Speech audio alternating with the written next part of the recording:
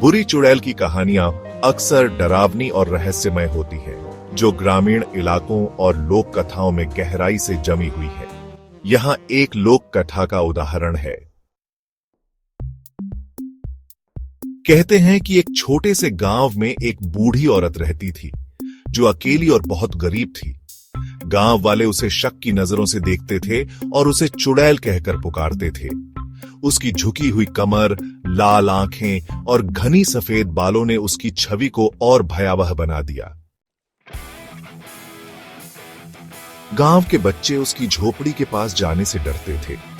लोग उसे अपशकुनी मानते थे और उसकी मदद करने से कतराते थे। एक दिन गांव के कुछ युवकों ने उसकी झोपड़ी जला दी, यह सोचकर कि इससे उनका श्राप खत्म हो जाएगा। लेकिन वह बूढ़ी औरत झोपड़ी से किसी तरह बच निकली। जलते हुए आसमान की ओर देखते हुए उसने शाप दिया, जो लोग इस गांव के सुख शांति को छीनते हैं, वे कभी चैन से नहीं सो पाएंगे। मैं लौटूंगी और सबका हिसाब लूंगी। कुछ दिनों बाद गांव में अजीब घटनाएं होने लगी। लोग रात को अजीब अजीब आवाजें सुनते, किसी के रोने या हंसने की। कभी किसी का मवेशी गायब हो जाता तो कभी कोई इंसान। जो लोग झोपड़ी जलाने में शामिल थे, वे एक एक करके गायब होने लगे। कहते हैं कि वह चुड़ैल अब भी गांव के आसपास भटकती है, हर पूर्णिमा की रात को।